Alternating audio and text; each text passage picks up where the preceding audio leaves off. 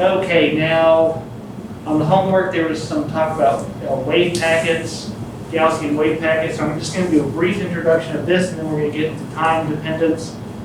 Time dependence is, this will probably be the most fascinating part of the class.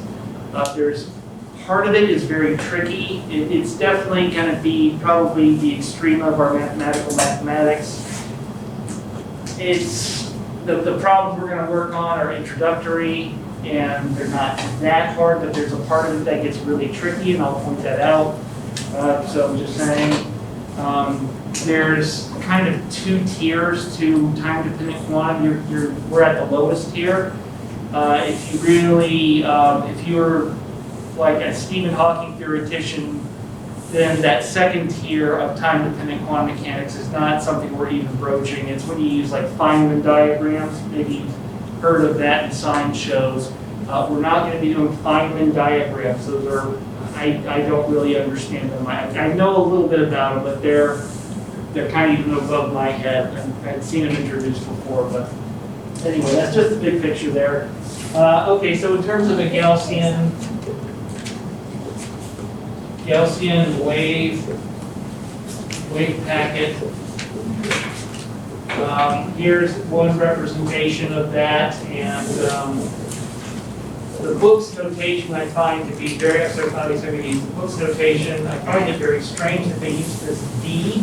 This is really weird. I have never seen anyone use a D for what is, and here you'll see, so you'll see it right here.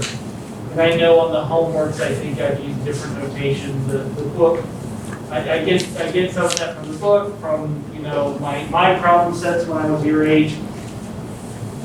So D is basically the full width half max. It's related to the full width half max, the sigma of the wave, and that's just weird. Usually you use the letters. Normally this is 2 sigma squared. And I think the book just didn't want to use sigma for something else other than a Pauli spin matrix. I think that was the idea, but again, this D here is just a very strange way to express this. Okay, so here it is. So what? It has a property. So one of the most important things is wait, what is it? Now, hold on, I'm screwing up.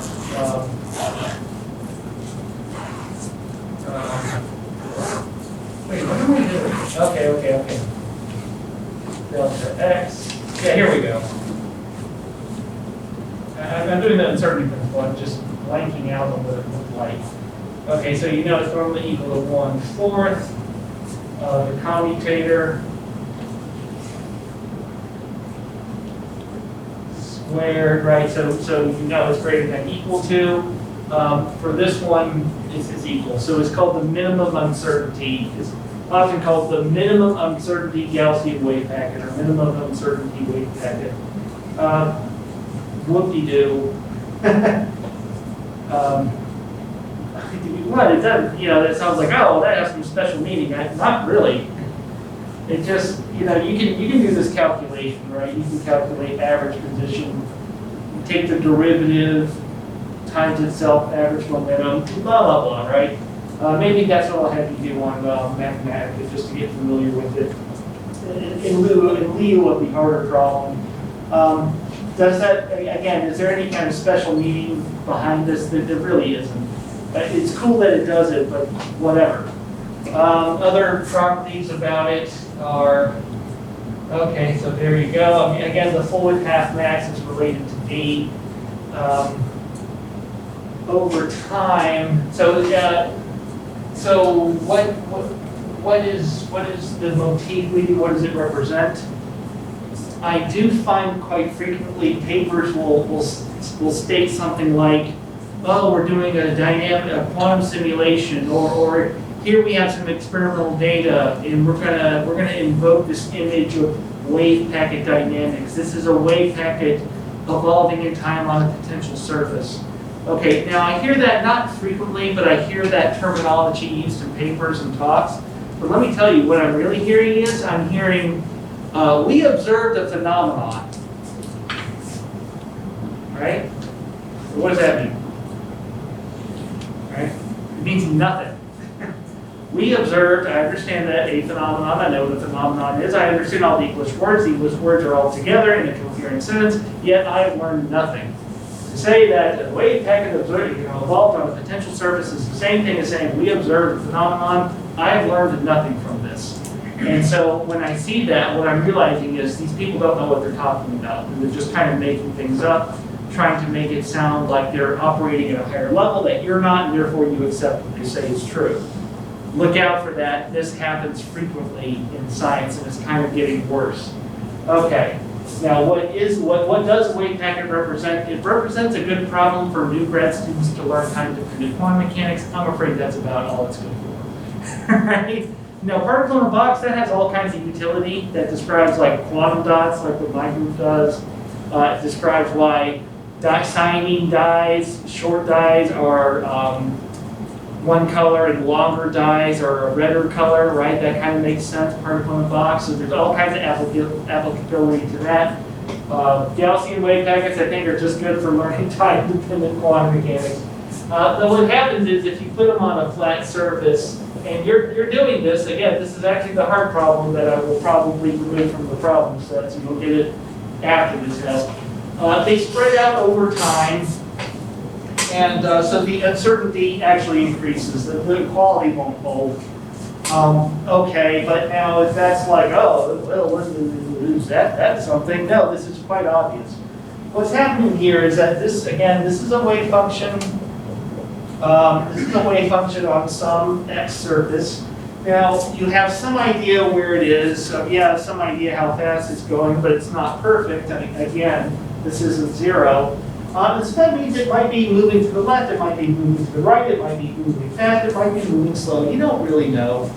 To some degree you do, but not really. And so therefore, its knowledge of its location will deteriorate over time. It's going to spread out because you just don't know if it's moving right or left or fast or slow. You don't.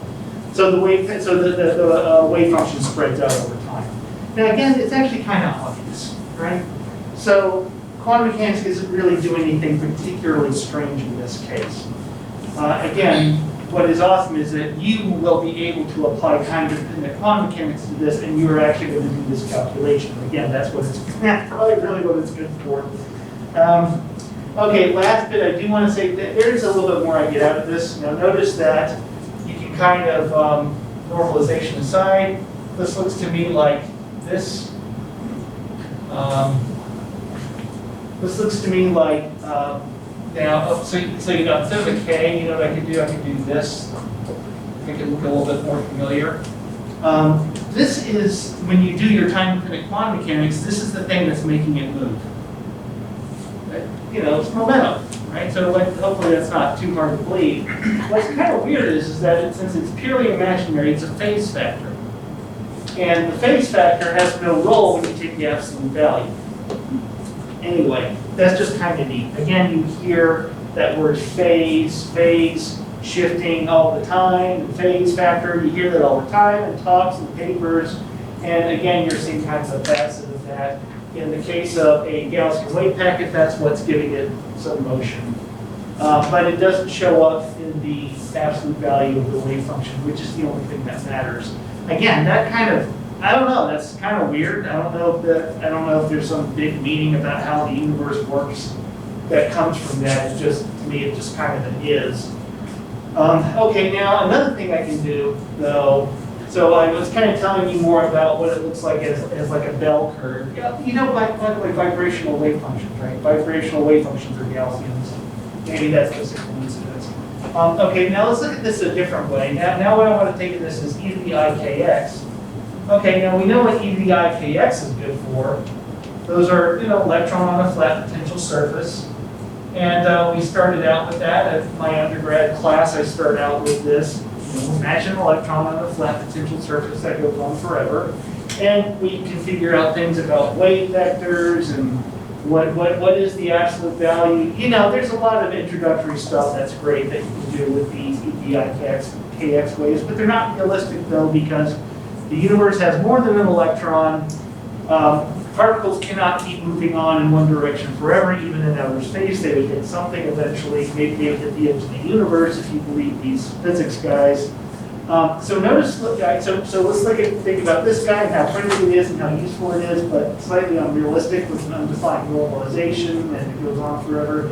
So look what this is doing. It's actually taking this wave and cutting out. It's localizing. It's cutting out that wave that goes to the left to infinity, and it's cutting out that wave that goes to the right to infinity. Right? I'm multiplying these two. So it's localizing the wave. So that's pretty freaking useful. I certainly understand what a wave does. It's just unrealistic that it keeps going forever and ever. So this Gaussian wave packet kind of solves that. So now when I look at this, now what I see is I'm not thinking about my free waves, but I'm thinking of it as a particle that's not, but I know where it is. So free wave I get, but now I actually know where it is. So that is actually also, it sounds like kind of a useful construct to work with. Okay, anyway, that's all I wanted to say about this. And I just want to spend a little time on that just because you do relatively, not relatively frequently, I almost said relatively frequently, I want to say often. You often hear people invoke the idea of Gaussian wave packet dynamics, but I can also tell you that I rarely see that description used in a way that particularly means anything. Just spewing words. Okay, so, all right, so now, by the way, we're off chapter 1. I don't know if you realize that we're on chapter 2. I hope you are reading. And again, I know I haven't been very well defining the page numbers we're on, but so we are on chapter 2.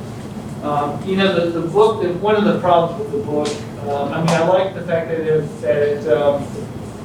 uses Dirac notation, but all this time and all of these writings and all these problems, I think we've only covered the first 50 pages. It's really condensed. It's not good for learning. It is good, though. It's in the future. You need to look back and refresh yourself on how a unitary matrix works. Then the book is freaking great, right? Because you can find all your information on one page. So anyway, okay, now time evolution. And this is on your problem set, so I'm not going to spend a lot of time on this. I mentioned to you before that you have this thing called a Poisson bracket, or Poisson. I'm not a fan of French pronunciations. 20 constants and pronounced bleh. Okay, so I'm gonna define it a little bit narrowly here. Actually, okay, so I'm going to use classical description. So there's no such thing as an operator in classical. So I'm in classical Newtonian physics. And what happened was physicists back in the day who do care about describing a monkey on a pendulum, writing a pendulum, and solving it exactly with sines and cosines, they realized that straight up Newton, the kind of things you learned in physics 1, mathematically just really got to be absurd. Again, think of a very complicated system. Personally, I would just want to get a computer and model it on MATLAB, which is perfectly fine, but they didn't have computers up until fairly recently by scientific standards. So to solve really complicated things, they came up with a completely different type of mathematics based on what's called action. It's like the kinetic energy minus the potential energy. Don't worry about this, but I'm just telling you that there are mathematical paradigms to describe complicated systems to get a fully analytic description that you wouldn't learn unless you were at a very high level of physics. You would probably learn it like your senior year of undergrad. Poisson brackets are a big part of that. Okay, what they are is, so you have some function and then the Hamiltonian. Now the Hamiltonian is the same thing as our Hamiltonian. It's the thing that tells you the energy. It's still like momentum squared over 2m for a spring, which guess what? That's on the problem set. It's 1/2 kx squared. So that part isn't really different. And on your homework, you'll see how to deal with it. Now physicists use, instead of x, y, z, they use q. So I kept that part.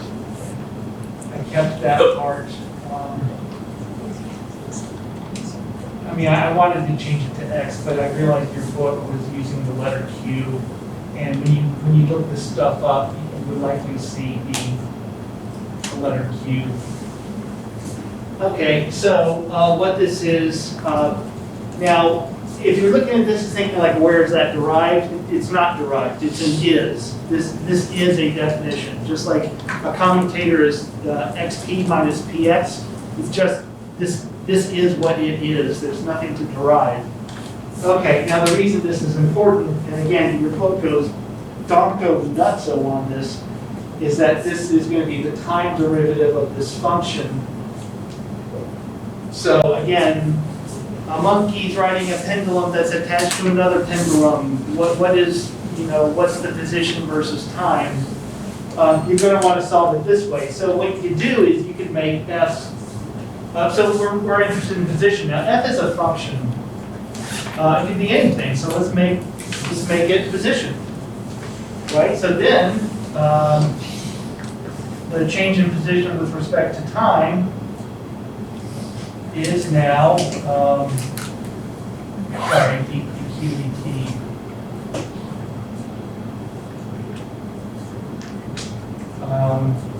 And okay, now remember the Hamiltonian would be like p squared over 2m, so this term would be 2p over m.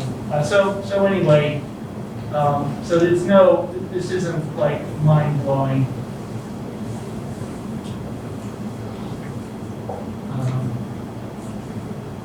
Okay. Now, one thing to note is that this would be 1. It's a change in the function with respect to itself, and it turns out that that this would be 0. The coordinates of a thing on a potential surface. So a ball is rolling down a really complicated. A ball is moving on a miniature golf course, right? Miniature golf courses can be very hilly and lots of bumps. It turns out where it is and how fast it's going, they really don't have anything to do with each other. It's more like how hard did you hit the ball to begin with, not necessarily what it ran into. That's weird, but it turns out that the change in position with respect to momentum, there's no relationship between them, so that ends up being 0. Okay, so what you find is, again, this is what's on your problem set, is that you've got this thing, and now you can solve the change in position with respect to time. Okay, and again, you're going to do this. You're going to do this on your homework. There's really nothing. It's all classical mechanics. Now, the reason your book goes off on this is, again, what do I want to say here? It turns out that this is classical. Now, I noticed that it has the anti-commutator curly bracket, but don't worry about that. That's an accident. Remember, you're never going to see an anti-commutator again, except maybe on the final exam. Okay, it turns out that, again, your book starts off with this, that the classical Poisson bracket and the quantum mechanical commutator, they're the same with an I minus IH bar shows up. Yeah, there you go. I mean, like X and P, right? X and P, what is that? That's IH bar.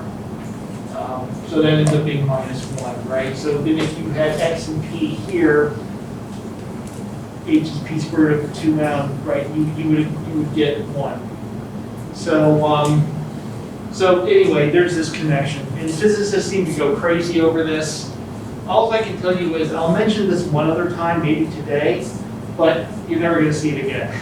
So as much as physicists go nuts over this stuff, I'm having you do a problem in a homework set. That's a little bit of busy work, but it helps you with mathematics. So having you solve the motion of a particle on the spring, it's good for your mathematical ability to solve that. You know what this is now. I can honestly tell you I completely forgot about this stuff until I had to make notes for this class. So anyway, if I'm not trashing the very subject material I'm actually covering, let's move on here. Now, in terms of the big picture of quantum mechanics, forgetting this damn thing is here. Now, the reason this is important, and again, you want to look at this, is that in a lot of our quantum mechanics, we're going to see something like this. So tell you what, let me leave that here. Let me write some more here.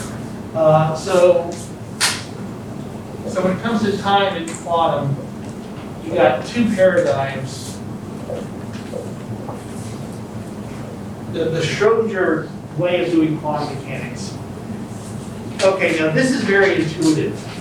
What you're going to do is take the wave function and turn it into a wave function that has time dependence. So the state evolves in time. And you're probably thinking like, well, I observed the phenomenon, right? There's kind of no information here. Of course, the state evolved in time. What else is it going to do? Right, so, and then I'll show you how to do this. It's actually pretty easy. But for reasons that I'm not 100% sure on, I think I know why, but I won't say in case I'm wrong. I don't want to embarrass myself on tape. There's a whole other way to do quantum mechanics, time-dependent quantum mechanics, which is the Heisenberg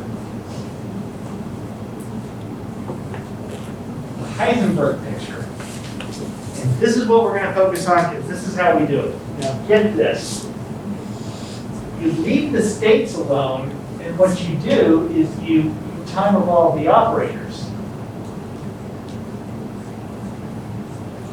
Right? Now, obviously, operators are responsible for giving you the observables that you're trying to, why are you doing quantum mechanics if you're not trying to measure things? Measurements, all measurements are equivalent to an operator.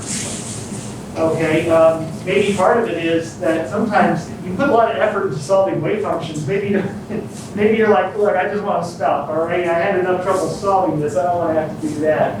Okay, yeah, sure. So if you have this, you can look at how your observable changes in time and not have to put any more effort into solving the wave function.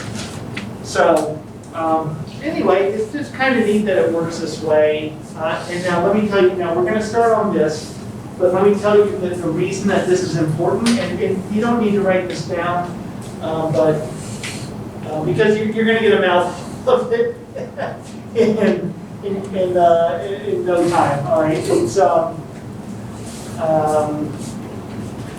having to try to remember. I think our relationship is this, and again, it has to be derived. I will derive it. I just want to preview so you kind of have a big picture of what we're going to do for the next 2 weeks. We're going to spend about 2 weeks on this. And then actually, there's not much time left. Though we're going to do some more atomic, and we're going to do some angular momentum stuff after this, and look more back at atoms and molecules. But okay, so sorry. Thanks. I was being very specific. Sorry about that. Okay, so this is the Heisenberg equation. We call this the Heisenberg equation of motion. So this is how you solve how your operator changes in time. And again, notice how it looks a lot like the Poisson bracket and how you evolve information in classical mechanics. They're similar times that minus I-H bar. So again, physicists are like, oh God, look at that. And I'm like, cool, but whatever. It doesn't, I don't know, it just doesn't really help. I'm still going to solve this. Okay, last bit, we're going to get into it. And again, I'm kind of saying too much now because we've got maybe 2 days till we get to this. What is actually kind of difficult about this is, so let's say that this is the position operator. We know what the position operator is. We've been doing time-independent quantum mechanics.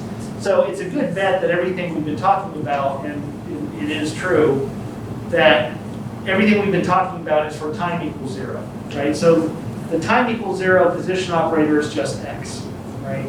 So now you may be thinking, okay, so how does the position operator evolve in time? Trust me, it does. It gets more complicated. It's not hideous, but the position operator does evolve in time. The function of the operator is not just x. x plus a bunch of other stuff. Okay, the reason that this gets tricky is, I know that this is like that function that a position that you don't know yet, and here's just x. No, notice I said this is the time derivative of the time-dependent operator, and that's also the time-dependent operator. Okay, this is where it's a little bit tricky. This, so if I'm trying to figure out what is the future form of the x operator, which again is more complicated than just x, that is not x. That's the same thing. So notice you got yourself a bit of a chicken and egg problem, right? Like this is what you're using this expression to solve for this, but the answer is also on the right side. So